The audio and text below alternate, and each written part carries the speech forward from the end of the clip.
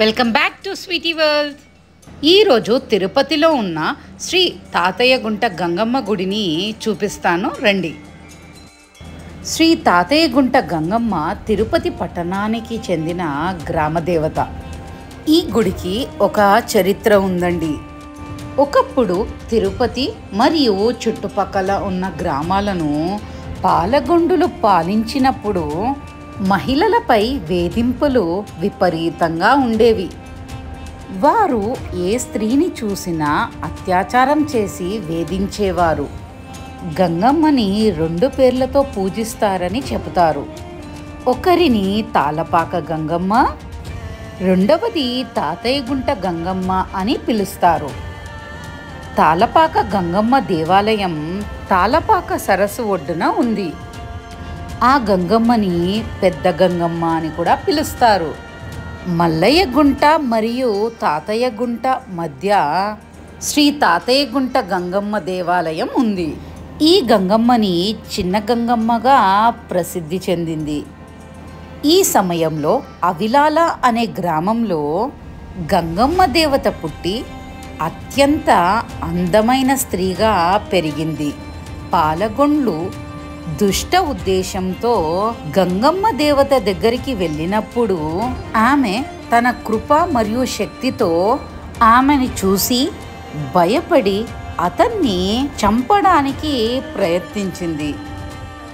పాలగొండ్లు ఒక మారుమూల ప్రదేశంలో దాక్కున్నాడు. అతన్ని అజ్ఞానం నుంచి బయటికి తీసుకురావడానికి గంగమ్మ ప్లాన్ చేసిన గంగ జాతరలో తిరుపతిలోని ప్రజలు విచిత్ర వేషధారణ చేసి గంగమ్మను 8 రోజుల పాటు తిట్టారు. 7వ రోజు పాలగొండ్ల రహస్య ప్రదేశం నుండి బయటికి వచ్చి లోక కళ్యాణం కోసం గంగమ్మ దేవి చేత చంపబడింది. ఇదేనండి ఈ గంగమ్మ గుడి చరిత్ర. ఇక గంగమ్మ జాతర గురించి మీకు తప్పకుండా చెప్పాలండి. గంగమ్మ జాతర తిరుపతి ప్రజలకు చాలా ప్రసిద్ధి చెందిన పండుగ. ఈ జాతర ప్రతి సంవత్సరం మే నెలలో జరుగుతుంది.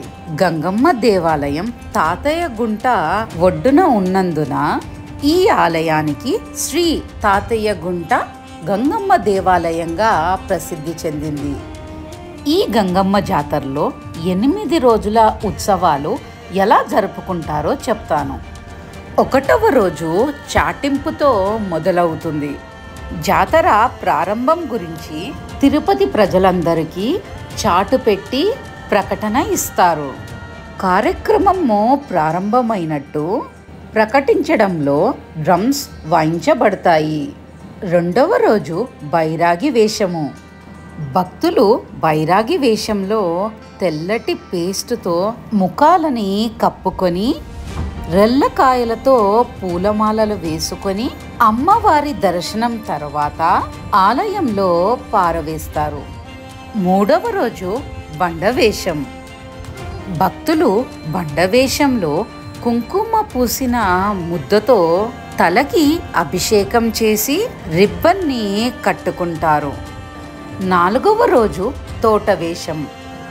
భక్తులు తోటవేషంలో తమ శరీరాన్ని బొగ్గుతో కప్పుకొని వేపదండను ధరిస్తారు. 5వ రోజు దొరవేషం. దొరవేషంలో భక్తులు తమ శరీరానికి గంధపు ముద్దను పూసుకొని వేపాకుల దండను ధరిస్తారు. 6వ రోజు మాతంగి వేషం. మాతంగి వేషంలో భక్తులు దొర వస్త్రధారణలో మునుపటి రోజు తల్లిచే చంపబడిన పాలెగాడు భార్యని ఓదారుస్తారు. 7వ రోజు సున్నపు కుండలు. భక్తులు తమ శరీరంపై తెల్లటి పేస్ట్ పూసుకొని బొగ్గు చుక్కలు పూసుకుంటారు. దీనిని సున్నపు కుండలు దుస్తులు అంటారు. వారు తలపై ఒక కుండను మోసుకెళ్తారు. అమ్మవారి దర్శనం తర్వాత ఆ కుండను ఆ ఆలయంలోనే వదిలేస్తారు. 8వ రోజు గంగమ్మ జాతర.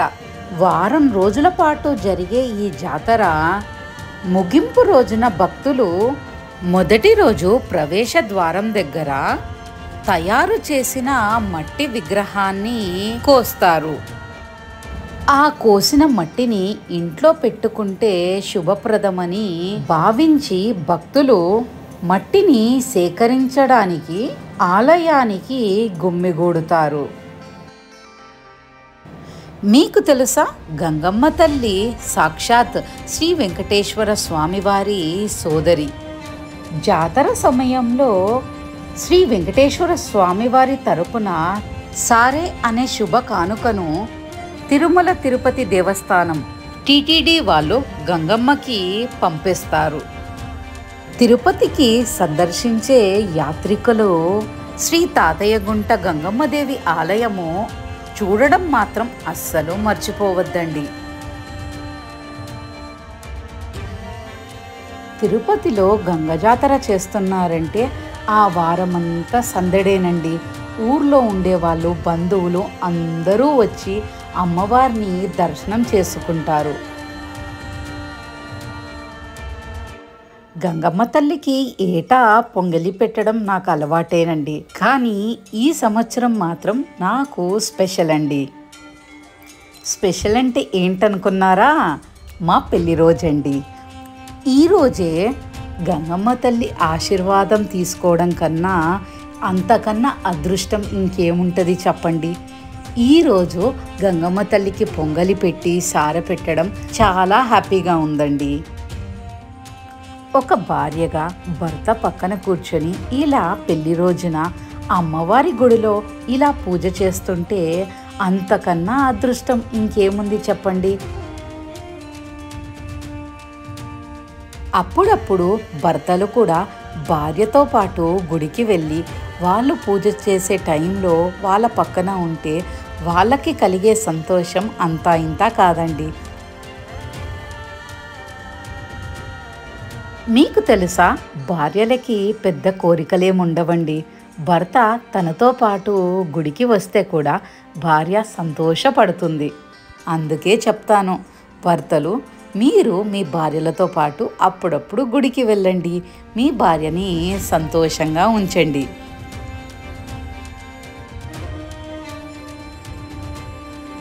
గంగమ్మ తల్లికి పొంగలి పెట్టడం అయిపోయిందండి. అందరూ సంతోషంగా ఉండాలని కోరుకున్నాను. ఇప్పుడు గంగమ్మని వెళ్ళి దర్శనం చేసుకొని వస్తాను.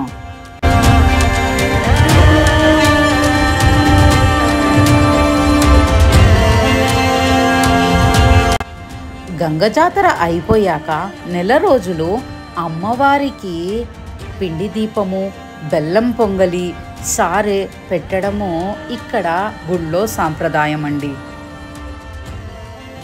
నేను ప్రతి సంవత్సరం గంగమ్మ తల్లికి దీపం వెలిగించడం మాత్రం అస్సలు మర్చిపోనండి. పిండి దీపము, బెల్లం పొంగలి, అమ్మవారికి సారె ఖచ్చితంగా తీసుకొని వస్తాను.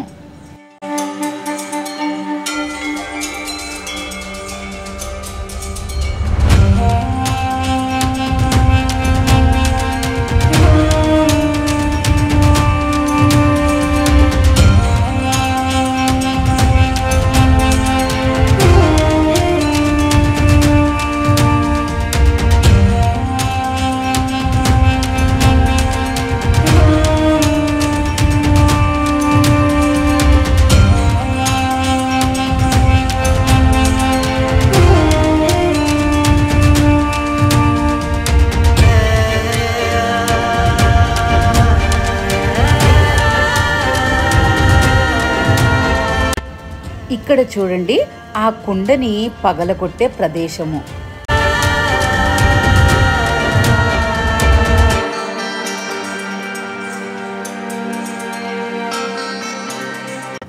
అమ్మవారి దర్శనం కోసం వెళ్తున్నామండి.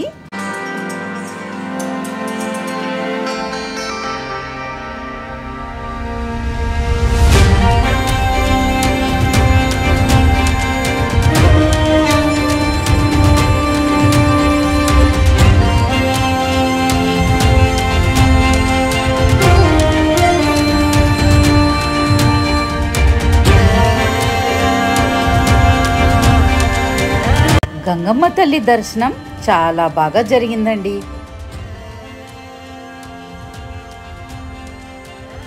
గంగమ్మ తల్లికి బెల్లం పొంగలి అంటే ఇష్టమని చెప్పాను కదండి.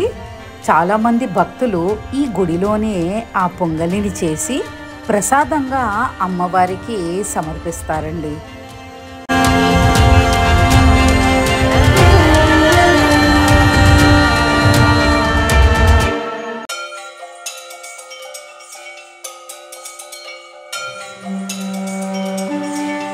నేను ఎప్పుడు గుడికి వెళ్ళినా పసుపు కుంకుమ మాత్రం ఇవ్వడం మర్చిపోనండి.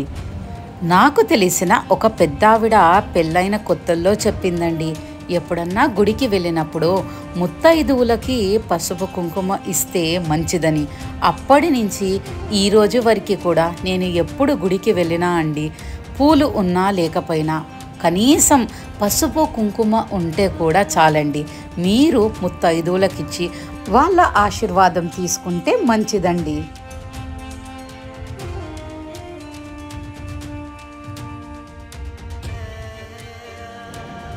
నేను ఇలా పసుపు కుంకుమ ఎప్పుడు గుడికి వెళ్ళినా ఇస్తానండి.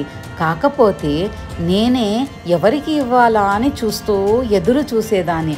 కానీ ఈరోజు ఈ గంగమ్మ తల్లి నన్ను కరుణించి ఇంతమంది నా దగ్గరికే వచ్చి పసుపు కుంకుమ తీసుకునేలా చేసిందండి ఆ అమ్మవారు. మీలో చాలామందికి తెలిసే ఉంటుంది ఇలా పసుపు కుంకుమ ఇవ్వడం మంచిదేని. ఎవరికైనా తెలియకపోతే మీరు మాత్రం ఖచ్చితంగా ఈసారి ఏ గుడికి వెళ్ళినా పర్వాలేదండి, మీ దగ్గర పూలు, ఆకు ఒక్క, అట్టిపండు ఏది లేకపోయినా పర్వాలేదు, మీ దగ్గర అయితే పసుపు కుంకుమ అయితే ఉంటుంది కదండి, అది ఇచ్చినా పర్వాలేదు. కానీ అట్లీస్ట్ ఒక 5 మెంబర్స్ కన్నా మీరు పసుపు కుంకుమ ఇవ్వడం మర్చిపోవద్దండి.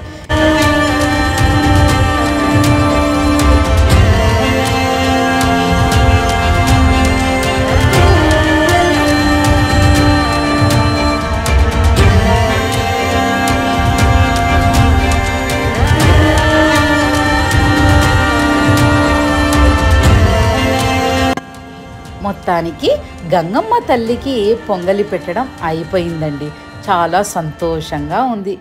ఏటా ఒక్కసారి వచ్చే ఈ గంగమ్మ జాతరకు ఈ గుడికి వచ్చి పొంగలి పెడితే ఆ సంతోషమే వేరే అండి. ఓకేనండి, మరొక వీడియోతో మీ ముందుకు వస్తాను. Until then bye bye.